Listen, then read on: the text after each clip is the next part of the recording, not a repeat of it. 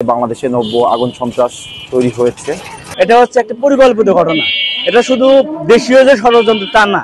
আমি তিস্তা পাড়েরই দেশ, তাই আমি তিস্তা পাড় থেকে অবশ্যই আমার তিস্তা নদের পানির যে সুষম বন্টন তার কিন্তু সুষ্ঠুভাবে চাই। চট্টগ্রাম ইপিজেড, ঢাকা এয়ারপোর্ট সহ বাংলাদেশে যে গুরুত্বপূর্ণ স্থাপনায় অগ্নি সন্ত্রাস ঘটিয়েছে, এখানে কিন্তু হাজার হাজার কোটি টাকার ক্ষতি হয়েছে। আর আপনারা দেখেন যে এখানে এক্সাক্ট বাংলাদেশের যে গুরুত্বপূর্ণ স্থাপনা সেখানে আঘাত হানা হয়েছে।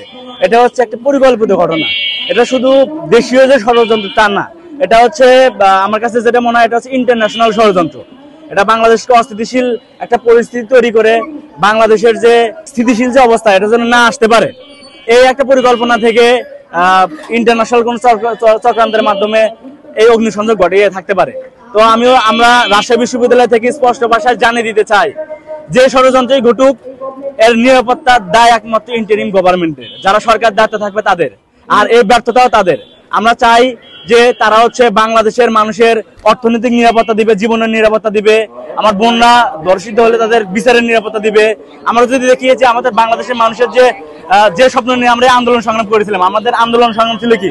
রাজনৈতিক মুক্তির লড়াই ছিল না, আমাদের লড়াই ছিল হচ্ছে রাজনৈতিক মুক্তির লড়াই, অর্থনৈতিক মুক্তির লড়াই, সামাজিক মুক্তির লড়াই, সাংস্কৃতিক মুক্তির লড়াই। কিন্তু আমরা যদি দেখি যে মুদ্রার এই পিঠ থেকে শুধু ওই পিঠ হয়ে গিয়েছে, এটা এখন আমার বলতে বাধ্য হচ্ছে। কারণ বাংলাদেশের যে চলমান পরিস্থিতি, যে হত্যাকাণ্ডের ঘটনাগুলো ঘটেছে, এগুলা কাম্য নয়। তারপরে অগ্নি সন্ত্রাস বলেন, ধর্ষণের ঘটনা বলেন, এই ধর্ষণের ঘটনা একের পর একটা মহামারী আকার ধারণ করছে।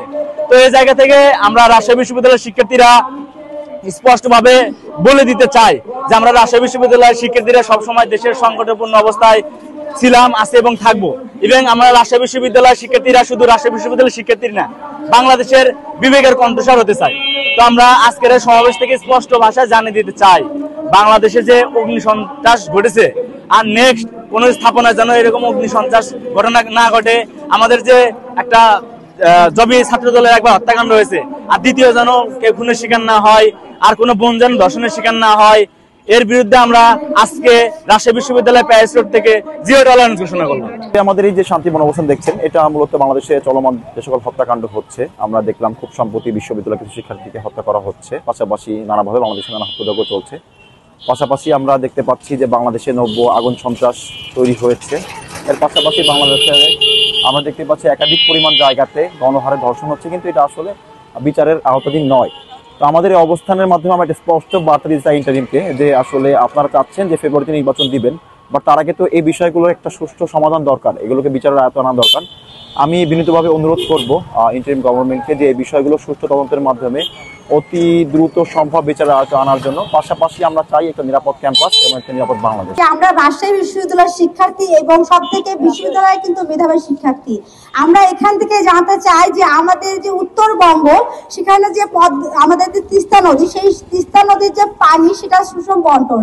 ভারত কিন্তু তাদের যখন সুবিধা তখন কিন্তু তারা পানি বন্ধ করে দিচ্ছে, আবার যখন তাদের অসুবিধা হচ্ছে তখন কিন্তু তারা পানি ছেড়ে দিচ্ছে, আমাদের কিন্তু উত্তরবঙ্গকে ভাসায় দিচ্ছে। আমি উত্তরবঙ্গের মেয়ে, আমার কিন্তু জেলা হচ্ছে রংপুরে, আমি তিস্তা পাড়েরই দেশ, তাই আমি তিস্তা পাড় থেকে অবশ্যই আমার তিস্তা নদের পানির যে সুষম বন্টন তার কিন্তু সুষ্ঠুভাবে চাই, যে আমাদের উত্তরবঙ্গের তিস্তা নদের পানির সুষম বন্টন করা হোক।